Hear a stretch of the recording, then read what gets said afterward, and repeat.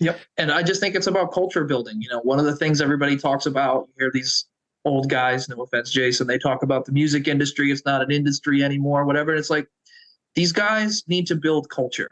And that's why I think that this movie is important. It reminds you of a time where just even looking up the history of the club, there was a culture around it.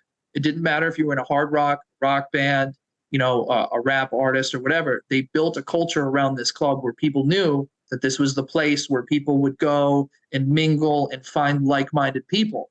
The beauty and the curse, or the yin and yang of the internet, is the culture is now global, but also everybody siphoned off into little pockets and little bubbles. There's not like a centralized place on the internet where people go, you know? So what I want to try to figure out furthermore going into culture, especially with something like this, is how do we get back to bridging those cultural gaps and making it more of like a Venn diagram where everything overlaps.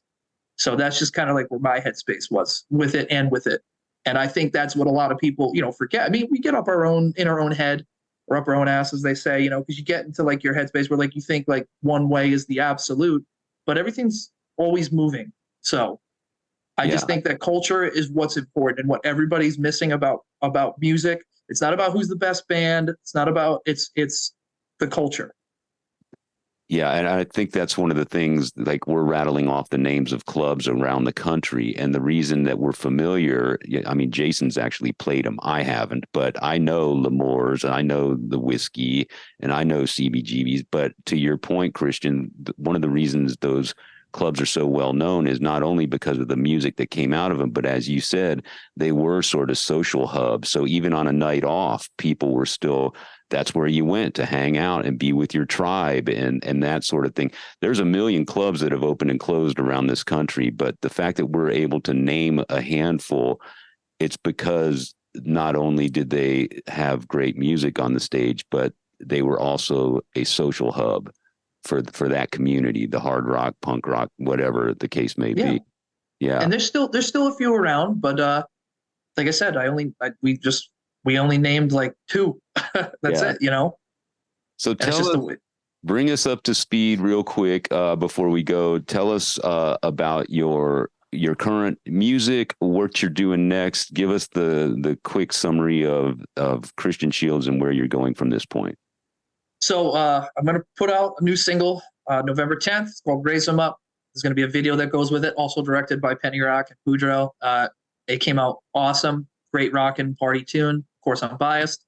I think the direction is for 2024 to record a couple new songs, videos, put them out, possibly, you know, tour. But my new headspace is this too, to kind of like, you know, since not doing albums anymore, because of the internet, it's like the ultimate time capsule and time machine. Everything's relevant at all times because right here on your phone, you can pull up anything. So it's almost like the decades now don't like exist. Like you talk about 90s, thousands, but you don't talk about the 2010s, whatever. Again, not to get long-winded, but basically you can just put out a song and just tour. Like you don't need to do a tour to support an album or whatever. They're not necessarily exclusive. So I think that's going to be the plans for next year, is just to, you know, play shows that make sense, do what makes sense, do a couple songs, and just see what happens with this movie, what other doors come of that. You know, again, there's a lot of things up in the air. I don't want to comment on speculation, so to speak. Right. Tell people where they can find you online.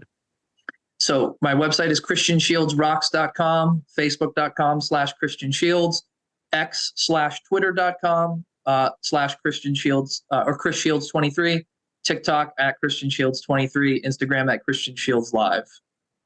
Yeah, and I would tell anyone listening or watching, if you're interested in getting a feel for what Christian's all about, the website is really well done. You've got your music and some videos on there. The layout is great. It's very professional. Like Jason said earlier, you're one of these guys that is definitely, the term I think is go-getter. It's like everything that you do well. And I think that's a real sign of professionalism. And I was listening to your music all this week, getting ready for this interview, and I was impressed with how well done the website is. So go check out christianshieldsrocks.com.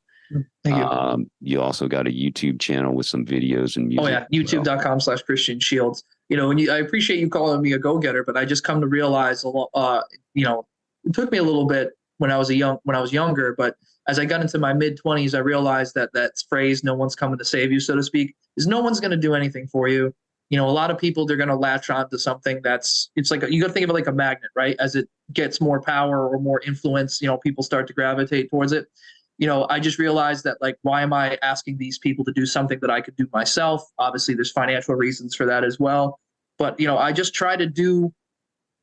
try to do what I think is best to further, further move things along. But also, I don't like to try to, like, pat myself on the back, so to speak. I do ruffle some feathers, like Jason said, by posting the day sheet, because people see that and go, "What the hell?" It's like, you know what I mean? But yeah, it's done a little bit on purpose. But you got to kind of do things. I mean, I guess what I'm saying is my social media is the ultimate highlight reel. You guys don't see the lows. You guys just see all the awesomeness. Well, that's true of any social media account, I think, unless you're Yeah. just a masochist. Well, some people post that. Everybody puts their best face forward on, on Well, social I'm media. also trying to promote, like, because obviously this is one of the interesting dichotomy, because obviously my real name is Christian Shields. Christian Shields is a character I play on TV, as I like to say. The guy behind the scenes, like, I separate the two. Nobody cares about the guy behind the scenes except for, people that I'm close with. But, Christian Shields is the character. He's the rock star. He doesn't have a bad day, yada, yada, yada, all that stuff. He's a positive, shining light that people can gravitate towards. And I want to bring people together. I want people to have a good time. I don't want people to be divisive over politics or whatever. Like, we can all disagree, but we can also all find something to agree with. So it's just about having a good time, having fun, and enjoying things. So, I always say there's only one politic, one religion, one creed that brings us all together. Do you guys know what that is? Rock and roll, baby. Rock and roll. That's how I end every show. And I mean it. That's my mission statement. Yeah, well, we love what you're doing. I love your ambition, your energy, your enthusiasm, your passion for what you do. It shows in all of the things that you put out there, your videos and your music, et cetera. So continued success with that, and good luck on the movie. I think we're all waiting to see that. That's going to be awesome.